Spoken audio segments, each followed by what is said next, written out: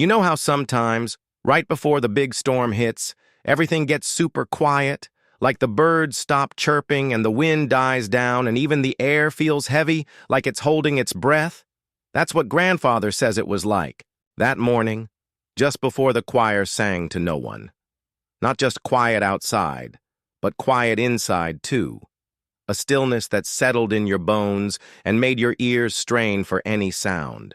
It was an ordinary day, in an ordinary village, but it was about to become anything but.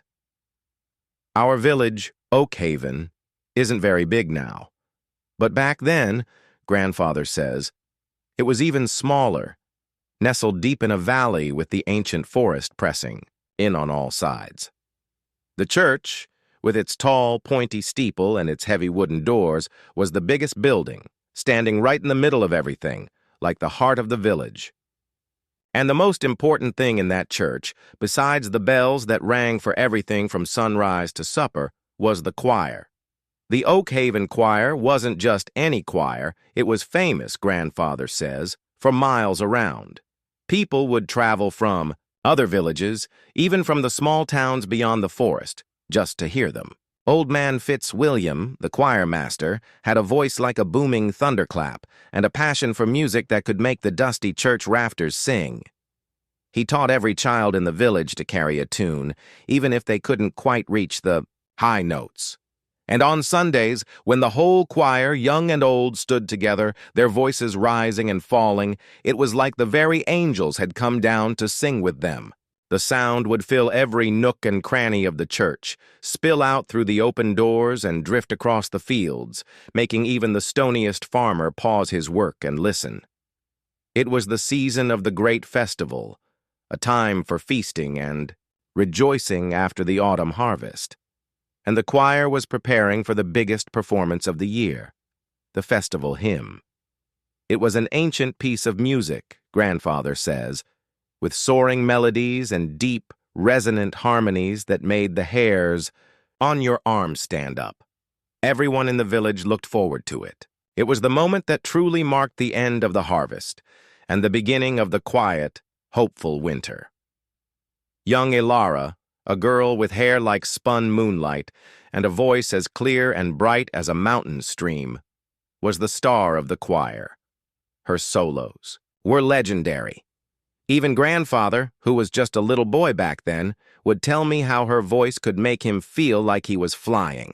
Old Man Fitzwilliam, stern as he was, would soften when Ilara sang, a rare smile touching his usually serious face.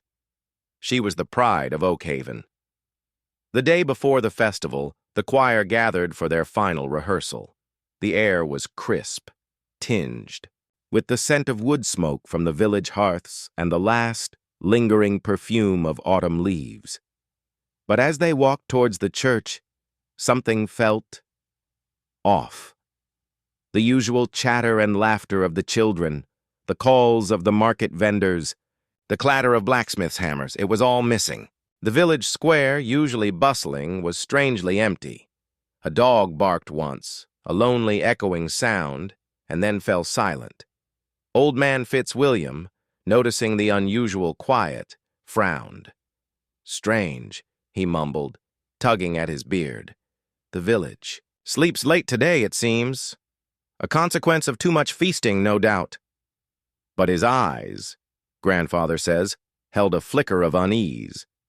He pushed open the heavy church doors, which usually creaked and groaned, but today opened with a muffled thud, as if swallowing the silence whole.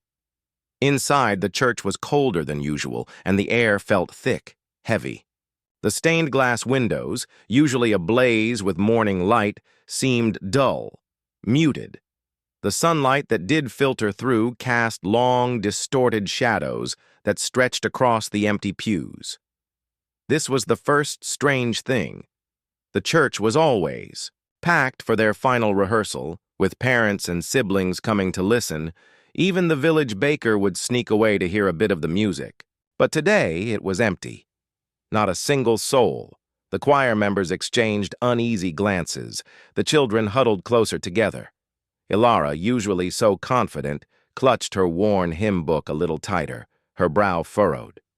Never mind the lack of an audience today, Old Man Fitzwilliam declared, trying to project cheerfulness into the echoing silence. We sing for God, and for the purity of the music. Let us begin. The festival hymn. From the top. He raised his baton, a polished piece of oak that usually commanded instant attention. But as he brought it down, there was a strange hesitation. The voices that usually rose immediately, strong and clear, seemed to waver, uncertain. The silence pressed in on them, making their own sounds feel small, almost insignificant. They began to sing. The first notes of the festival hymn, a slow, majestic opening, filled the church. The voices, though a little hesitant at first, slowly gained strength, blending together in familiar harmony.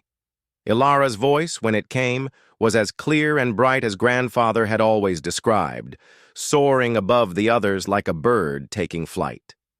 The music was beautiful, truly beautiful. But there was no one there to hear it. The empty pews stretched before them, a silent, unmoving audience of wood and dust. The shadows clung to the corners, unmoved by the glorious sound. The feeling in the church was not one of warmth or joy, but of an unsettling emptiness, a profound stillness that the music, no matter how pure, could not quite fill. It was like shouting into a vast, empty canyon and hearing only the echo of your own voice. They sang through the entire hymn, their voices strong, their performance flawless. Old Man Fitzwilliam, by the end, had tears in his eyes, not from the beauty of the music, but from a growing, cold dread he couldn't name. The silence that followed the last note was deafening, heavier than any silence they had ever known. It pressed down on them, a tangible weight that made their chests ache. "Well done," Fitzwilliam managed, his voice a little shaky. "A fine performance. Now let us return to our homes. Rest well, for tomorrow is the festival." He tried to smile, but it looked more like a grimace. As the choir members began to file out, their steps hushed, their usual eagerness replaced by a quiet unease, Grandfather says he saw Ilara pause at the church doors. She stood there for a long moment, gazing out at the strangely silent village. The sun was still bright, the sky a clear, crisp blue, but there was no movement, no sound. It was as if Oakhaven had vanished, absorbed by the stillness. Suddenly, Ilara's eyes widened. She pointed a trembling finger towards the edge of the forest, where the ancient trees stood tall and dark, almost brooding.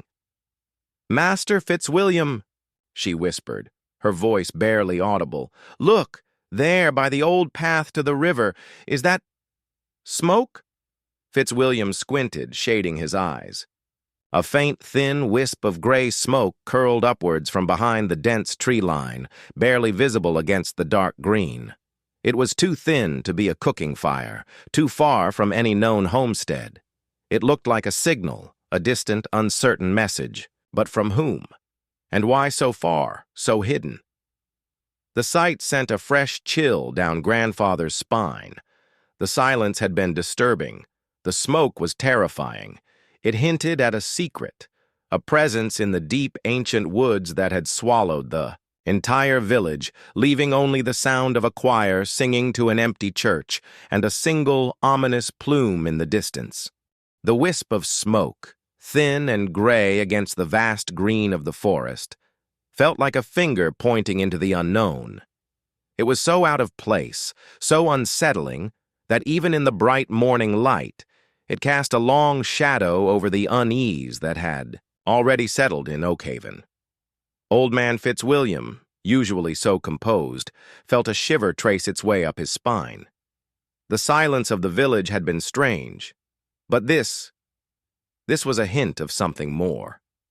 "Smoke?" Fitzwilliam repeated, his voice barely a murmur, his eyes fixed on the distant plume. "From there? But there are no cottages on that path, Ilara. Only the old river crossing and then the deep woods." The deep woods. Everyone in Oakhaven, knew of the deep woods. They were ancient, mysterious, and rarely ventured into. Folk tales spoke of strange creatures and forgotten spirits dwelling within their tangled embrace. Alara, however, seemed to have found a new, quiet resolve. Her fear was still present, a faint tremor in her hand as she pointed, but her gaze was steady, curious. Perhaps someone is lost, Master Fitzwilliam? Or injured? The cold of last night was bitter, even for seasoned travelers. A few of the older choir members, their faces pale, mumbled nervously. It could be a trick of the light, one suggested, trying to sound brave, but his voice wavered. Another gripped a small wooden cross around her neck. The children, sensing the adults' fear, began to whimper, their earlier quiet unease turning into outright fright. Fitzwilliam knew he couldn't simply dismiss it. The complete absence of the villagers, coupled with this strange smoke, demanded investigation. He was the choir master, yes, but also a respected elder in Oakhaven, a man of strong faith and practical mind. He couldn't abandon his flock, even if they were mysteriously absent. "We must go see," Fitzwilliam declared, his voice firm, trying to inject some confidence into the tense air. "It is our duty to aid those in need. Stay here, children. Alara, you and I, and perhaps Thomas and Mary, the two strongest, will venture forth. The rest of you remain inside the church. Pray, and await our return." Thomas, a burly young man with hands accustomed to the plow, nodded grimly. Mary, a sturdy woman with a kind face, gripped her shawl tighter but stepped forward without hesitation.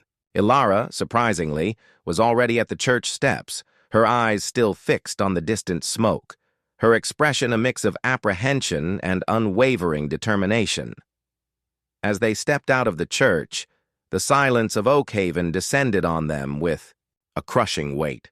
The cobblestones of the village square were clean, swept by the wind, but completely devoid of life. No chickens pecked at the ground, no dogs barked greetings, no children chased each other. The market stalls stood empty, their canvas awnings flapping mournfully in the gentle breeze. A half-finished basket sat abandoned near the cooper's shop, its willow reeds still gleaming wetly. It was as if everyone had simply vanished. Vanished without a trace, without a sound. "This is unnatural," Thomas mumbled, his voice low, his eyes wide as he scanned the deserted village. "Where could they have gone? All of them?" Fitzwilliam didn't answer. His mind raced, trying to find a logical explanation. A sudden pilgrimage? An urgent summons from the lord of the manor? But neither fit the utter silence, the abandoned tasks, the untended hearths from which no smoke now rose. Only the single distant wisp. They began to walk, their footsteps echoing unnaturally loud. On the cobblestones, the path towards the river, usually well-worn, felt strangely overgrown, as if no one had walked upon it for weeks. The air grew cooler as they approached the forest edge, and the scent of damp earth and ancient trees replaced the familiar smells of the village. The trees here were different, taller, darker, their branches interwoven so tightly that the sunlight barely penetrated. It was like stepping into a different world, a world where the sun never truly shone. The path soon narrowed, becoming a winding trail through thick undergrowth. The forest began to whisper around them, a soft, rustling sound that seemed to come from everywhere and nowhere. It was the sound of leaves shifting, of unseen creatures scuttling, of the ancient trees themselves breathing. But beneath it, Grandfather says, there was another sound, a very faint, almost imperceptible humming, not like a bee or a person, but something deep, vibrating, a sound that made the hairs on your arms stand up. The smoke, meanwhile, seemed no closer, yet no further. It hung in the air, a silent sentinel, beckoning them deeper into the woods. "The path seems undisturbed," Mary whispered, her voice trembling slightly, her eyes scanning the dense foliage around them. No signs of passage, no broken branches, no tracks. It's as if they simply floated away. Fitzwilliam frowned. She was right. There were no obvious signs of a hasty departure, no trampled earth, no discarded belongings that would suggest a sudden flight. It was as if the villagers had simply ceased to be, absorbed by the air itself. The unnaturalness of it all gnawed at his composure. They walked for what felt like a very long time, the whispering woods growing denser, darker. The sunlight barely pierced the canopy now, leaving the forest floor in perpetual twilight. The air grew colder, and the humming sound, that strange, low vibration, grew a fraction louder, more distinct. It seemed to come from deeper within the woods, from the direction of the smoke. Then Fitzwilliam stopped dead. His eyes narrowed, focusing on something half-hidden amongst the gnarled roots of a massive oak tree. It was a small wooden doll carved simply, its painted eyes wide and staring.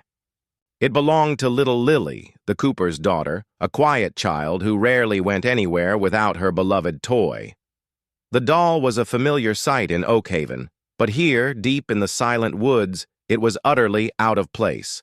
And more unsettlingly, it lay on its side, as if dropped in a hurry, its small wooden face turned toward the direction of the smoke, its painted eyes seeming to stare into the unseen depths of the forest. "Lily's doll," Alara whispered, her voice tight with sudden dread. She reached out, her fingers hovering over the tiny toy, but didn't touch it. The innocence of the doll, lying abandoned in such a foreboding place, was more terrifying than any monster. It spoke of a child, snatched away. Fitzwilliam felt a chill that had nothing to do with the forest air. This was no pilgrimage. This was no joyous festival gathering. Something terrible had happened to Oakhaven, and the smoke, that silent, unsettling plume, was drawing them into its chilling mystery. He looked at the doll, then at the path, which seemed to grow darker, more ominous, leading them deeper into the humming heart of the forest. He could feel the eyes of the unseen ancient trees watching them, silent witnesses to a horror unfolding. And as the distant humming grew slightly louder, a new scent, faint but unmistakable, began to drift on the air. The scent of burnt sugar and something else, something sweet and cloying, yet deeply unsettling, like a forgotten memory of a feast, turned sour. It was the smell of the unknown, beckoning them further into the dark, silent depths of a forest that had swallowed an entire village, leaving only a single abandoned doll and a mysterious, ominous hum. The air in the deep woods grew colder, the shadows longer, as Master Fitzwilliam, Alara, Thomas, and Mary pressed onward. Lily's doll, lying abandoned and silent by the gnarled roots of the ancient oak, was a stark testament to the unnatural, quiet of Oakhaven. It wasn't just a lost toy, it was a discarded piece of life, a fragment of innocence left behind in a hurry. Grandfather said it made his stomach clench, even just to look at it, a knot of ice forming in his belly. The path, already barely discernible, became even fainter, swallowed by thickets of thorny bushes and moss-covered stones. The trees here were truly ancient, their branches so interwoven that the sky was merely a faint, bruised purple bruise above them.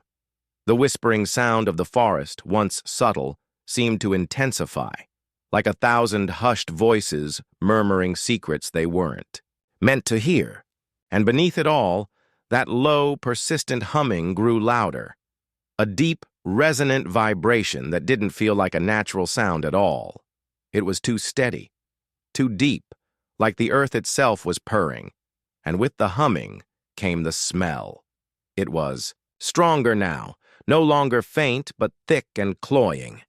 The scent of burnt sugar, unmistakable and strangely enticing, mixed with that other unsettling sweetness, like honey left out too long in the sun, turning sickly.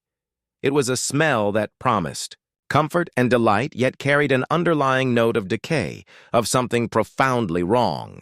It was the kind of smell that made your nose wrinkle and your stomach lurch, even as it drew you closer, a strange, irresistible lure. The scent.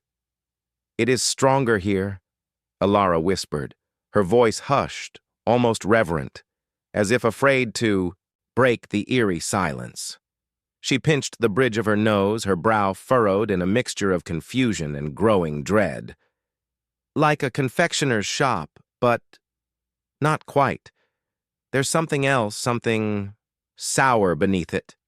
Thomas grunted, his burly frame visibly tensing. He gripped the hilt of the small hunting knife he carried, his knuckles white. "It's a trick," he muttered, his eyes darting through the shadows. "A fey trick, perhaps. They lure you with sweet smells, then snatch your wits." Old village superstitions, usually dismissed as children's tales, now felt chillingly real in the oppressive atmosphere of the forest. Fitzwilliam, however, pushed on, his jaw set. His faith was strong, but this place, this uncanny stillness and strange scent, challenged it in ways he had never known. He had to know. He had to understand what had happened to his village, to his people. The smoke, now clearly visible through the thinning trees ahead, seemed to be rising from a central point, a fixed beacon in the ever-deepening gloom. They moved. Slowly, each step tentative, their boots crunching on the dead leaves and twigs that carpeted the forest floor. The humming was now a tangible pressure in the air, vibrating against their eardrums, a silent, pervasive sound that seemed to thrum through their very bones. It was a sound that seemed to lull and unsettle at the same time, a dizzying, hypnotic drone. And then, through a final dense screen of tangled vines and low-hanging branches, they emerged into a clearing. It wasn't a natural clearing. The trees, around its edges, were unnaturally straight, their branches trimmed as if by giant, unseen hands. The ground was flat, smooth, covered not in earth and leaves, but in something dark and strangely reflective, like polished obsidian. It gleamed faintly in the muted light, reflecting the few slivers of sky that pierced the canopy above. And in the center of this impossible clearing stood the structure. It was enormous, far larger than any building in Oakhaven, larger even than the lord of the manor's castle.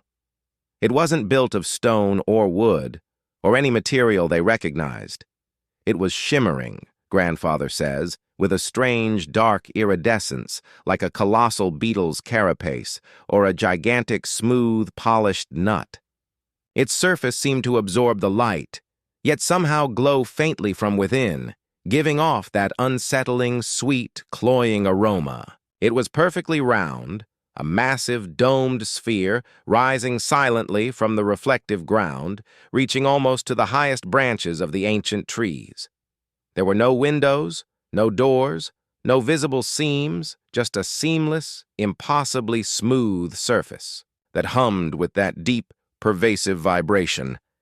And from a small, almost invisible opening at the very top of the dome, the smoke curled lazily upwards, a thin, gray plume dissolving into the vastness of the sky. Fitzwilliam, Thomas, and Mary stopped dead, rooted to the spot, their mouths agape. Their eyes, wide with a mixture of terror and bewildered awe, stared at the impossible structure. It was unlike anything they had ever seen, anything described in their stories, anything whispered in their legends. It was alien. Other Ilara, however, took a step forward, her gaze fixed on the shimmering dome. Her face, though pale, held a look of profound, almost trance-like fascination. The humming was loudest here, vibrating through the ground, rising from the structure itself, filling the air, a melody without notes, a song without voice. And the sweet, cloying scent was overwhelming, almost intoxicating. What is it?" Mary whispered, her voice a reedy tremor. She clutched her wooden cross tighter, her eyes darting frantically. "It is not of this world," Thomas murmured, his usual bravery shattered by the sheer impossibility of the sight. He seemed to shrink, his knife forgotten in his hand. Fitzwilliam, however, remained silent, his gaze fixed on the structure, his mind struggling to comprehend. It defied all logic, all their understanding of the world. It was a physical manifestation of the unknown, standing silently, powerfully in the heart of their ancient, familiar forest. As they stood there, paralyzed by a mixture of terror and fascination, a section of the shimmering, seamless surface of the dome began to glow. A soft internal light bloomed, spreading slowly until a segment of the wall began to slide inwards, silently, impossibly, revealing an opening. It was not a door, but a curving aperture leading into the dark, humming interior. And from within, that sweet, cloying scent intensified, drawing them, pulling them like an unseen hand. And then Fitzwilliam heard it. Faintly at first, barely, a whisper carried on the humming air, but growing louder, more distinct. It was a sound that made the blood drain from his face, a sound that made his very soul tremble. It was singing, not the unearthly hum of the structure, but human voices, voices that were achingly familiar. The voices of Oakhaven, the voices of his choir, his villagers, singing the festival hymn, but it was wrong. Horribly wrong. The voices were flat, devoid of emotion, like hollow echoes. They sang the soaring melodies with perfect pitch. The harmonies were flawless, but there was no joy, no passion, no soul in the sound. It was the festival hymn, yes, but stripped bare, an empty shell of what it should be. And it was coming from inside the dark, humming, impossible structure. Alara's eyes widened further, her lips parting as if to cry out, but no sound emerged. She heard it too, the corrupted echo of their song. And then, as if drawn by an invisible thread, she took another step forward, her gaze fixed on the glowing opening, her face a mask of horrified fascination. The hum of the structure, the sweet, sickly scent, the hollow, soulless singing of her people. It was all pulling her, beckoning her into the impossible darkness. And Fitzwilliam knew with a certainty that chilled him to the bone that if he didn't act now, Alara too would be swallowed by the impossible mystery that had consumed Oakhaven. He saw his choir, singing to no one, trapped within a humming alien vessel, and the terrible silent question hung heavy in the air. What had happened to the soul of Oakhaven? And could it ever be retrieved from the unearthly sweetness of that horrifying song? The opening in the shimmering dome pulsed with an ominous light, and Alara, mesmerized, took another step towards it. The humming intensified, a deep, pervasive drone that vibrated through the very ground beneath Master Fitzwilliam's feet, making his teeth ache. It was a sound that seemed to strip away all other senses, leaving only the crushing weight of its presence. The sweet, cloying scent of burnt sugar mixed with something else, something metallic and cold, like winter air clinging to rusted iron. It assaulted their noses, making their stomachs churn even as it drew them forward with a strange, unnatural allure. Alara, her face pale but her eyes wide with a terrifying fascination, took another step towards the glowing, curving aperture in the side of the impossible structure. She was a moth to a flame, drawn by the hollow, echoing melody of the festival hymn, sung by the voices of her own people, yet utterly devoid of life. Fitzwilliam, Thomas, and Mary stood frozen, a collective gasp caught in their throats, unable to move, unable to speak, paralyzed by the sheer impossibility of what they saw and heard. The singing from within the structure grew louder now, though no less soulless. It was the full choir, every voice, every harmony perfect, every note struck with chilling precision. It was the festival hymn as it should be, yet utterly horrifyingly wrong. It was music without spirit, a performance without a soul. Grandfather says it was like hearing the echo of a memory, but the memory itself had been bleached empty. Fitzwilliam, his heart pounding like a trapped drum against his ribs, finally broke free from his paralysis. He lunged forward, his hand outstretched, grabbing Alara's arm just as she was about to step into the glowing maw of the structure. Her skin was cold, almost unnaturally so, and her gaze, fixed on the opening, was distant, unseeing. "Alara! No!" he cried, his voice hoarse, a desperate rasp against the humming. "Do not go in! It is a trap! It is not of this world!" He pulled hard, trying to break the strange, hypnotic pull the structure seemed to have on her. Alara resisted, a faint, almost imperceptible tremor running through her. Her eyes remained locked on the opening, a silent battle raging within her. "My choir, Master Fitzwilliam," she whispered, her voice thin, barely audible above the humming and the distant singing. "They are singing. I must join them." There was no fear in her voice, only a profound, unnatural calm, a chilling desire to merge with the soulless melody. Thomas, galvanized by Fitzwilliam's desperate cry, shook off his own terror. He lunged forward, grabbing Alara's other arm, his burly frame providing the necessary strength. "She is ensnared," he bellowed, his voice cracking with fear and effort. "By all that is holy, it has taken her wits." Together, Fitzwilliam and Thomas pulled with all their might, dragging Alara backwards, away from the shimmering entrance.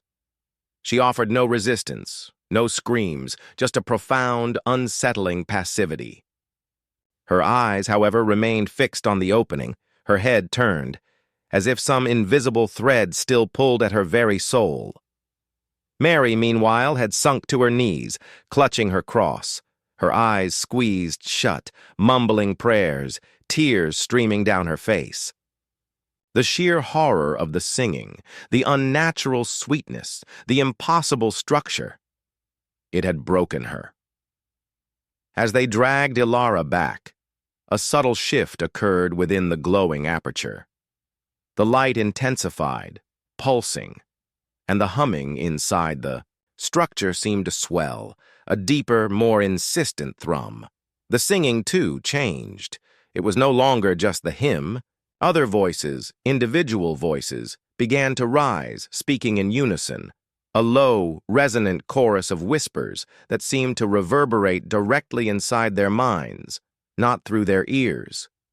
"Join us. Be complete. There is no hunger, no cold, only harmony." The words were not heard with their ears but felt in their very bones, a chilling invitation that promised peace, promised an end to suffering, but hinted at a profound, terrifying loss. It was a tempting whisper, a seductive lure in the face of the desperate reality of their lives. Fitzwilliam recoiled, shaking his head violently, trying to dislodge the insidious voice from his mind. "Silence, foul fiend!" he roared, finding a sudden, desperate strength in his faith. "We will not be ensnared by your false promises." The moment he spoke, the light in the aperture flickered, and the humming seemed to shriek, a brief, piercing note of displeasure. Alara whimpered, a flicker of pain crossing her face, and her eyes for a fleeting moment seemed to regain a spark of their former awareness. She looked at Fitzwilliam, a dawning horror in her gaze. "Master Fitzwilliam," she whispered, her voice regaining a fraction of its normal timbre, but trembling with fear. "The song, it calls to me. It is so peaceful. I felt no fear." She shivered, as if waking from a terrible dream, realizing the abyss she had almost stepped into. But the danger was far from over. The opening in the structure remained, glowing and inviting, and the singing, though momentarily disrupted by Fitzwilliam's outburst, now swelled again, once more drawing Alara's gaze, her eyes beginning to glaze over once more. The structure was learning. It was adapting. It had found their weakness, the desperate yearning for peace in a hard world, the promise of an end to suffering. Fitzwilliam knew they could not stay here. They were too vulnerable. The longer they remained, the more potent the structure's insidious pull became. He looked at Thomas, whose face was still a mask of fear, and Mary, still weeping on the ground. They had to leave. Now. "We must go," Fitzwilliam urged, pulling at Alara, trying to snap her fully out of the trance. "Back to the church! We must warn the others! This is a peril beyond anything we have ever known." Thomas nodded grimly, already half dragging Alara, who moved stiffly as if in a daze. Mary, roused by Fitzwilliam's urgency, struggled. To her feet, her eyes still red-rimmed and wide with terror.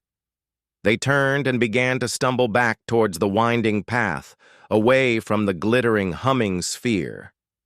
But as they moved, the singing from within the structure subtly shifted. It was no longer just the hymn. Other sounds began to intertwine with the melody.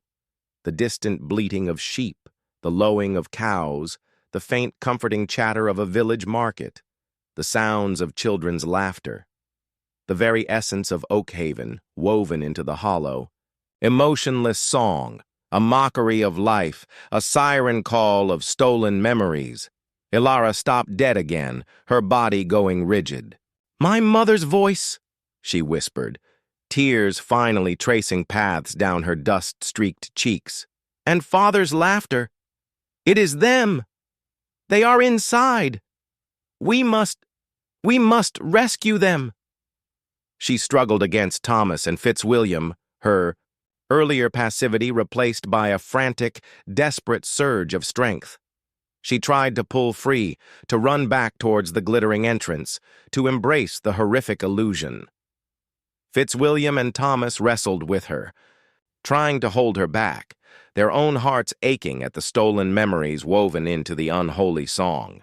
The structure was not merely taking their bodies, it was taking their very essence, their memories, their love, twisting them into a hollow parody. The smell of burnt sugar intensified, almost suffocating now, and the humming rose to a piercing crescendo, vibrating directly into their skulls, a silent internal scream, as they struggled with Alara, keeping her from rushing back into the horrifying embrace of the structure.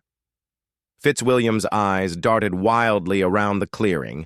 He saw them, faintly, shimmering at the edges of the reflective ground, like ghosts caught in a mirror. The faint, translucent forms of his villagers. They weren't singing inside the structure. They were attached, imprinted. Their forms were faint, almost incorporeal, but there, the baker, the cooper, the farmer, the women of the village, all shimmering on the dark, reflective surface of the ground, their faces blank, their mouths moving in silent, perpetual song, their essence captured and echoed by the alien structure. They weren't merely gone.